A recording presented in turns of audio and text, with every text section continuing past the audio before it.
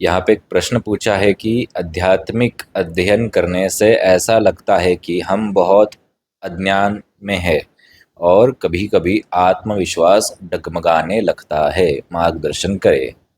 है ना? ये एक कॉमन प्रश्न है कि लोग जैसे आध्यात्मिक यात्रा शुरू करते हैं, ध्यान के हिसाब से हो, मंत्रों के हिसाब से हो, योग के हिसाब से हो, कैसे भी हो यात्रा शुरू करें, तो धीरे-धीरे उनको ऐसा लगता है बाप रे! ये तो बहुत बड़ा सागर है। हम तो बहुत पीछे छूट चुके हैं, बहुत अज्ञानी हैं। और अज्ञानता का वो भाव तुम्हारे मन में आत्मविश्वास की कमी उत्पन्न करता है। ये स्वाभाविक है ना? ठीक है।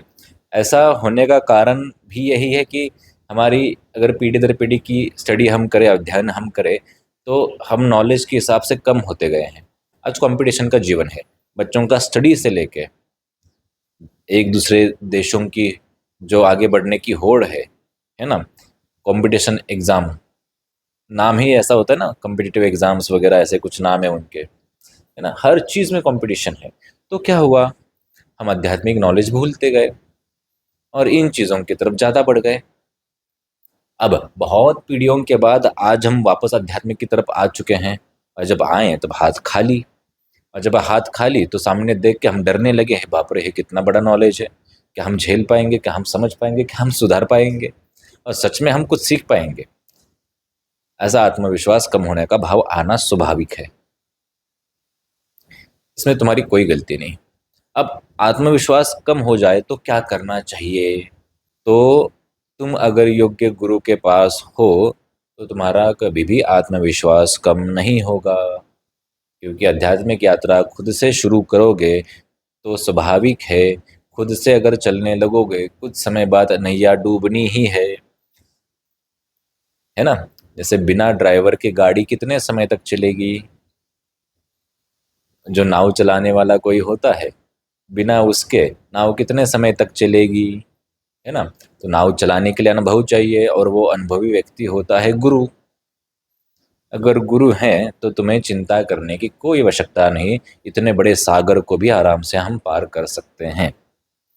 और फिर भी तुम्हारा आत्मविश्वास कम हो रहा है, तो हम थोड़ा सीधा जड़ में जाते हैं, बीज, रूट कॉज पे जाते हैं कि समर्पण की कमी है। गुरु की बातों को हम ध्यान से नहीं समझ रहे हैं, सुन रहे हैं।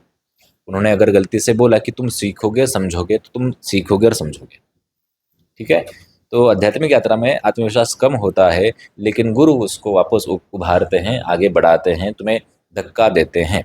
जैसे साइकिल तुम बचपन में सीखने गए थे, है ना? 100 बार हर रोज़ आत्मविश्वास कम होता था, लेकिन पिताजी फिर भी उठा के साइकिल पे बिठा देते थे, है ना? वैसे ही यहाँ पे भी तुम्हारा आत्मविश्वास कम होने की संभावना ज़्यादा है, लेकिन गुरु वापस में उठा के बिठा देंगे।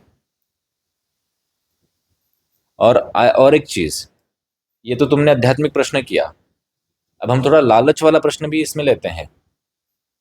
कुछ लोग अध्यात्म में आते हैं लालच की वजह से कि मेरा कोई काम अटका है, बन जाए।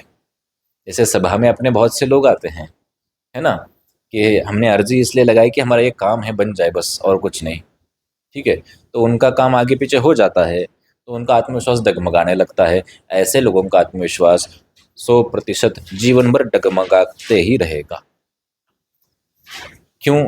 जहाँ पे लालच है कि नहीं, मेरा काम बन गया तो भगवान है, मेरा काम बन गया तो गुरु पक्के हैं, ओरिजिनल है, मेरा नहीं बना तो कुछ नहीं है दुनिया में बस, है ना?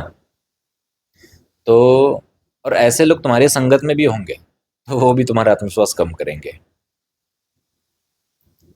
हाँ, ये लोग आध्यात्मिक नहीं होते, ये लालच के हिसाब से आए हुए होते हैं। आज ये भगवान के पास आ रहे हैं, कल ये शैतान के पास जाने से भी कम ज़्यादा नहीं करेंगे जब उनके यहाँ तक आएगा।